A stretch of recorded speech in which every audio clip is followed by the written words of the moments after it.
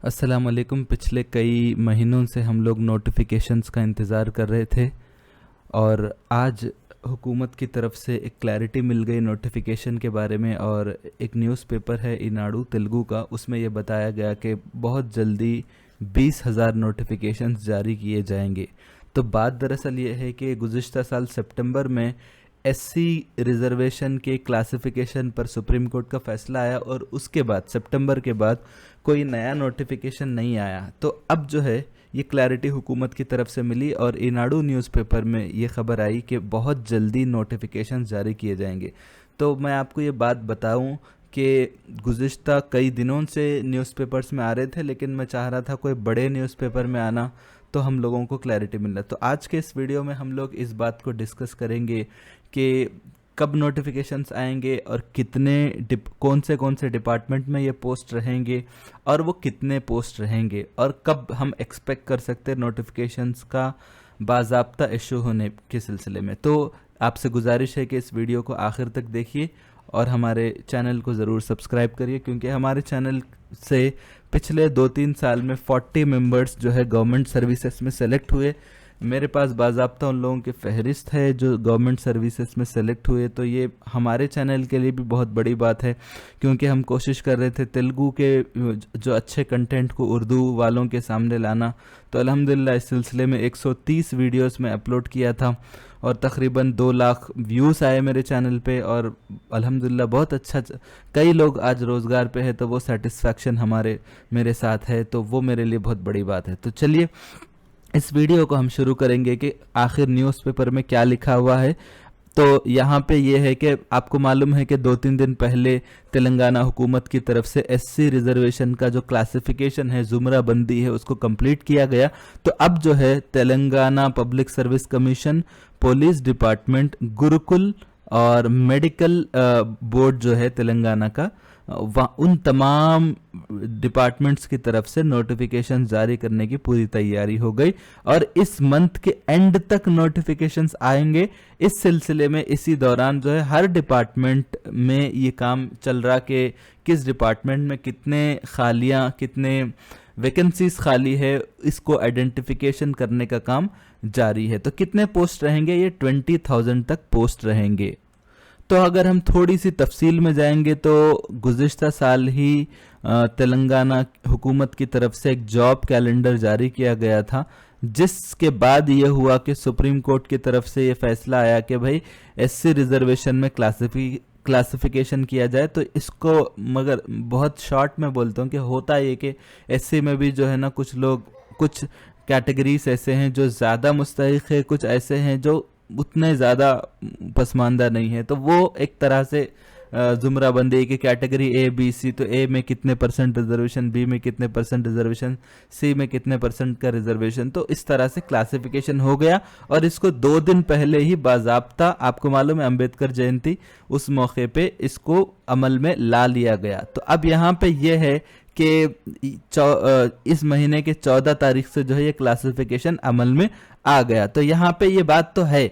अब यहाँ पे क्या है कि अब यहाँ पे नोटिफिकेशन क्या रहेंगे? तो यहाँ पे आप देख सकते हैं कि आरटीसी और मेडिकल डिपार्टमेंट जो है, जो हॉस्पिटल्स वगैरह में स्टाफ नर्स वगैरह, उनके पोस्ट ही तकरीबन 10,000 तक रह सकते। फिर इसी तरह lab technician, staff nurse, pharmacist, इनके पोस्ट जो है तकरीबन 5,000 रहेंगे। ये क्या है? मेडिकल हेल्थ डिपार्टमेंट के पोस्ट है। इसके अलावा इंजीनियरिंग जो रहता है ना, असिस्टेंट इंजीनियर वगैरह, जो लोग इंजीनियरिंग बैकग्राउंड के हैं, अगर आपके भाई बहन कोई भी इंजीनियरिंग बैकग्राउंड के हैं, सिविल के हैं या फिर इलेक्ट्रिकल इंजीनियरिंग के हैं, तो उनके लिए भी ज़बरदस्त मौका है। 1 लाख 1.5 लाख तनख्वाह रहती, बहुत अच्छी तनख्वाह रहती। 1 लाख शायद रहती होंगी, बिल्कुल 1.5 लाख तो नहीं रहते शुरू में, लेकिन बहुत अच्छी जॉब रहती। तकरीबन वो 2 से 3 हज़ार तक पोस्ट रहने वाले हैं। तो इसमें और एक चीज़ ये है, सबसे खुशी की बात, ग्रुप 1 ये इतना प्रीमियम पोस्ट रहता, तो ये भी जो है तकरीबन मैं अभी नंबर्स बताऊंगा, ग्रुप 1 में भी रहेंगे। और सबसे ज़्यादा हमारे जो चैनल के फॉलोअर्स हैं वो लोग टीचर्स लोग हैं, तो उनमें भी तकरीबन 2000 प्लस जो है, जो लास्ट टाइम जो बैकलॉग पोस्ट हैं और 1-1.5 साल में जो भी पोस्ट खाली हुए उन तमाम को फिल करने वाले हैं। तो इसी तरह जो है ग्रुप 4, यहाँ पे ईनाडू न्यूज़पेपर की बात है, ग्रुप 4 में जो है बहुत बड़े पैमाने पे भी जॉब्स होने वाले, ग्रुप 4 की बात बता रहा हूँ मैं। अब इसी बात पे एक और दूसरा न्यूज़पेपर है, तो उसमें जो है ये बताया गया कि कितने पोस्ट खाली रहेंगे। तो यहाँ पे एसआई के जो पोस्ट रहेंगे, अगर आपके भाई बहनों में कोई डिग्री पढ़े हुए हैं, बहुत ज़्यादा नॉलेज नहीं है, लेकिन फिजिकली वो लोग अच्छा परफॉर्म कर सकते, तो आप उनको तरगीब दीजिए, क्योंकि एसआई के पोस्ट 700 तक रहने वाले हैं। फिर इसी तरह कांस्टेबल के पोस्ट 12,000 तक होने वाले हैं।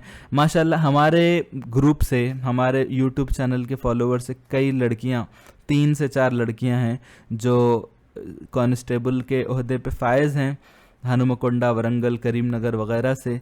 तो ये भी एक अच्छी बात है कि आप एज ए कांस्टेबल भी आप एस्पायर कर सकते हैं। अगर आपको गाइडेंस चाहिए तो मैं दे सकता हूँ, और अगर चाहिए तो मैं उनके साथ डायरेक्ट भी इंटरेक्शन करवा सकता हूँ मैं। अगर कोई ऐसे फीमेल हैं जो चाह रहे हैं कि भाई इसमें हम लोगों को रहनुमाई होना चाहिए, तो इंशाल्लाह मैं उसमें इनिशिएट ले सकता हूँ। ठीक है, तो एसआई के 700 है, कांस्टेबल के 12,000 है, ग्रुप 1 के 300 है। देखिए ग्रुप 2 में 800 पोस्ट रहने वाले, ग्रुप 3 और ग्रुप 4 जो कि हुकूमत ये बोल रही कि हम दोनों को मिला देंगे तो ये 5,000 तक पोस्ट होने वाले हैं।